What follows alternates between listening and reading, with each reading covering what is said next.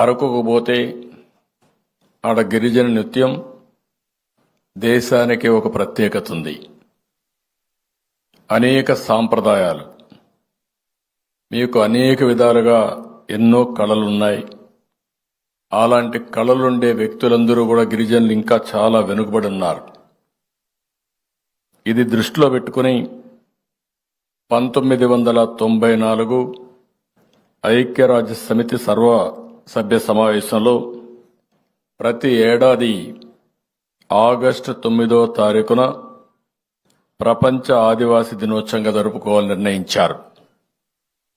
అక్కడి నుంచి మీరు చూస్తే చాలా సంవత్సరాలుగా మనం జరుపుకోలేకపోయాం.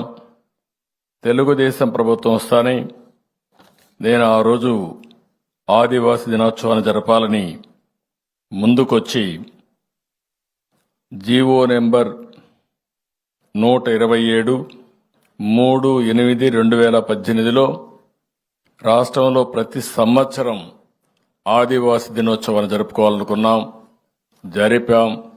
కానీ ఇటీవల కాలంలో ఇది కూడా జరపకుండా నిలిపేశారు. మళ్లీ ఈ సాంప్రదాయానికి శ్రీకారం చుట్టిన పార్టీ ఎన్డీఏ, తెలుగుదేశం పార్టీ అని చెప్పి కూడా నేను మీకు తెలియజేస్తున్నా. ఈరోజు మన దేశానికే రాష్ట్రపతి ద్రౌపది ముర్ము గారు ఉండడం మనందరికీ గర్వకారణం.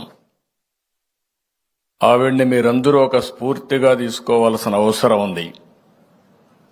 ఒక మామూలు మహిళ, ఒక స్కూల్లో టీచర్గా పనిచేస్తూ అంచెలంచెలుగా ఎదిగి ఈరోజు దేశానికి అధ్యక్షురాలు కాగలిగిందంటే అది గిరిజనులకుండే, ఆదివాసులకుండే ప్రతిభ. ఆ స్ఫూర్తిని ఆదివాసులందరూ తీసుకుని మీరు కూడా ముందుకు సాగాల్సిందిగా మిమ్మల్ని అందరినీ కోరుతున్నా. ఆదివాసులు అనగానే శౌర్యం, సహజ ప్రతిభ, నైపుణ్యం కలిగిన వ్యక్తులు, ప్రకృతిని ఆరాధించేవాళ్లు. ఇప్పుడే ఏకలవ్యుడు, ఇక్కడే ఫోటోలు కూడా తీసుకున్నా. ఏకలవ్యుడు నిషిద ట్రైబ్, ఎవరన్నా జీపీటీకి వెళ్తే అది చెప్తుంది ఏ ట్రైబ్ అని కూడా. ఒక గిరిజన కుటుంబంలో పుట్టి టీచరు లేకపోయినా కాదు అని నిరాకరించిన ఫోకస్ పెట్టాడు, విద్యను అభ్యసించాడు. ఎప్పటికీ ఒక ఆదర్శంగా నిలిచే వ్యక్తి ఏకలవ్యుడని చెప్పి కూడా నేను మీకు తెలియజేస్తున్నా. అలాంటి వాడు గిరిజనలో పుట్టడం గిరిజన స్ఫూర్తికి ఇదొక నిదర్శనం.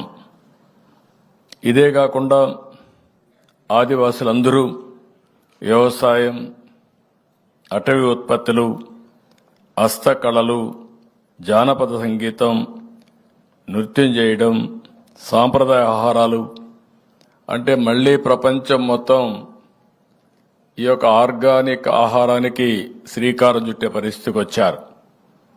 ఇవన్నీ ఆలోచించినప్పుడు భవిష్యత్తులో ఈ ఆదివాసులుండే ఈ ప్రాంతాల్లో ఎక్కువ అవకాశాలు కూడా ఉన్నాయని చెప్పి కూడా నేను మీకు తెలియజేస్తున్నా.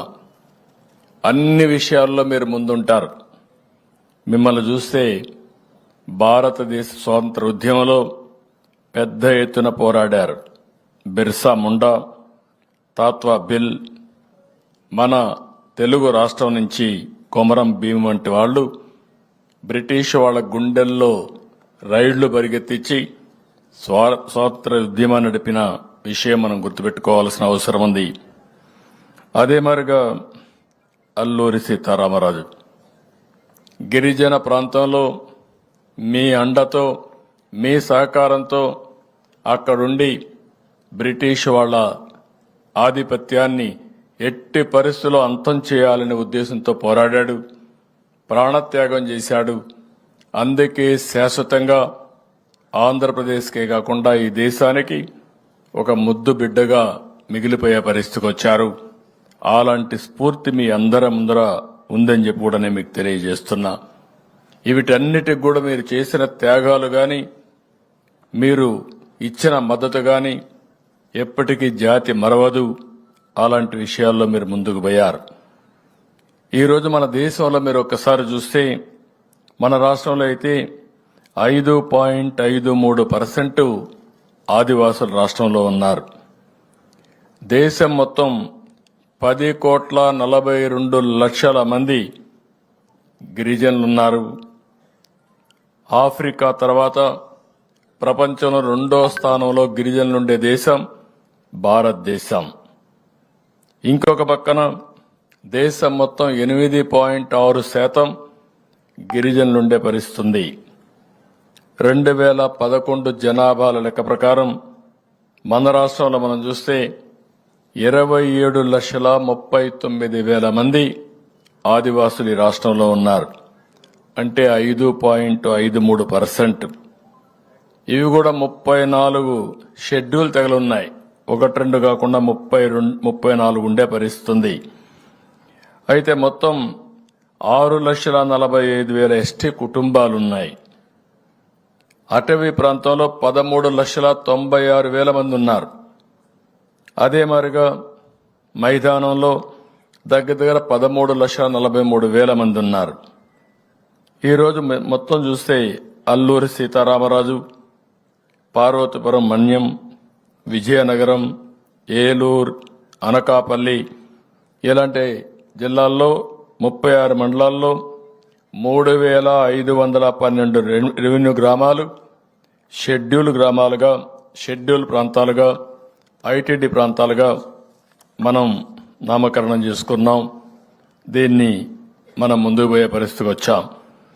ఈరోజు మీరు చూస్తే అనేక సాంప్రదాయాలు, మీలో కూడా అనేక కట్టుబాట్లు కూడా ఉన్నాయి, అనేక వర్గాలు కూడా ఉన్నాయి. కోయ, కొండదొర, సవర, భగత, జాతాపు, కొండు, కొండరెడ్లు, వాల్మీకి తెగలు ఎక్కువగా ఇందులో ఉంటారు. మిగిలిన వర్గాలుగా కూడా చాలా మంది ఉన్నారు. అదే ప్లేన్ ఏరియాకు వస్తే, మైదానానికి వస్తే యానాదులు, ఎరుకల, సుగాలి, చెంచులు ఇలాంటి చాలా వర్గాలు ఇంకా ఉన్నాయి. అంటే మొత్తం ఇవన్నీ చూసినప్పుడు అటు మైదానం ఇటు ఏజెన్సీ ప్రాంతాల్లో సమానంగా ఉన్నారు. కానీ మైదానంలో ఉండే వాళ్ళ జీవన ప్రమాణాలు కూడా అంతంత మాత్రమే ఉన్నాయి. ఇది చాలా బాధాకరం అని చెప్పి కూడా నేను మీకు తెలియజేస్తున్నా. ఏజెన్సీ ఏరియాలో ఉండే వాళ్ళ జీవన ప్రమాణాలు ఇంకా ఒక విధంగా చెప్పాలంటే కనీసం రోడ్లు కూడా లేకుండా అవస్థపడతా ఉంటే, మామూలుగా అందరితో సమానంగా నివసించే మైదాన ప్రాంతంలో ఉండే గిరిజనుల పరిస్థితి కూడా అధ్వానంగా ఉండే పరిస్థితి వచ్చింది. ఇవన్నీ చూసిన తర్వాత మీరు ఒక విషయం గుర్తుపెట్టుకోవాలి. సమైక్య ఆంధ్రప్రదేశ్లో చైతన్యం అనే ఒక కార్యక్రమం తీసుకొచ్చాను. నా ఉద్దేశం ఒకటే, గిరిజన ప్రాంతాల్లో కొన్ని ప్రాంతాల్లో వనరులున్నాయి. మైదాన ప్రాంతంలో ఉండే గిరిజనులు వనరులు కూడా లేవు.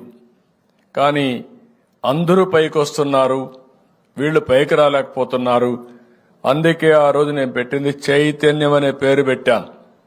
చైతన్యంతో కార్యక్రమాలు చేసి మీ జీవితాల్లో పెను మార్పులు తేవాలని ఆ రోజు ప్రభుత్వం ముందుకు పోయాం. ఒక మాటలో చెప్పాలంటే కాఫీకి ప్రారంభించాం. అదే మాదిరిగా ఎక్కడెక్కడ ఎలాంటి అవకాశాలుంటే ఆ అవకాశాలన్నీ అందిపుచ్చుకుని ఈరోజు ఏజెన్సీ ఏరియా ఉంది. ఇప్పుడే నేను చూశాను, చాలా మంది ఆర్గానిక్ ఆహార పదార్థాలు పండిస్తారు. ఏమాత్రం ఎరువు వేయకుండా ఆరోగ్యానికి అవసరమైనటువంటి ఆహార ధాన్యాలు పండిస్తారు, చిరుధాన్యాలు పండిస్తారు. కొంతమంది అడవుల్లో ఉండే బ్రహ్మాండమైనటువంటి ఆహార ధాన్యాలు కూడా, ధాన్యాలే కాకుండా మన ఉత్పత్తి చేసే అడవుల్లో దొరికే వస్తువులైతే అనేక విధాలుగా ఉపయోగపడతాయి. అంటే మెడిసినల్ వాల్యూ ఉండే చాలా వస్తువులు ఈ యొక్క ఫారెస్ట్ ఏరియాలో దొరుకుతుంది. ఈరోజు మనం ఇంకొక పక్క చూస్తే తేనె, ఎక్కడా దొరకనటువంటి ఒక బ్రహ్మాండమైన తేనె ఇక్కడ అటవీ ప్రాంతాల్లో దొరికే పరిస్థితి వస్తుంది. ఇలాంటి చాలా అవకాశాలు ఉన్నాయి. ఈ అవకాశాలను ఆ రోజు నేను అందిపుచ్చుకుని నేను ఒకటే చెప్పాను. ఆ రోజు నేను చేసిన పని మీరు చూస్తే కాఫీకి నేను ప్రాధాన్యత ఇవ్వడమే కాకుండా దాన్ని లాజికల్ గా తీసుకుపోవాలని చెప్పి ముందుకెళ్ళాం. నేను సిల్వర్ ఓక్ ట్రీస్ పెట్టించాను. దాని మీద కాఫీ పంట కిందనేసాం. దానికి ఆ సిల్వర్ ఓక్ ట్రీస్ కి ఏవైతే మనకు కావాల్సినటువంటి ఇవన్నీ కూడా ఏవైతే వివిధ రకాలైనటువంటి స్పైసెస్ అన్ని కూడా తీసుకున్నాం. దీనివల్ల ఆదాయం బాగా పెరిగింది. ఈరోజు ప్యారిస్ లో కూడా అరకు కాఫీ అమ్మగలిగామంటే అదే దీనికి ఉండే ప్రత్యేకతని మరొక్కసారి మీ అందరికీ తెలియజేస్తున్నా.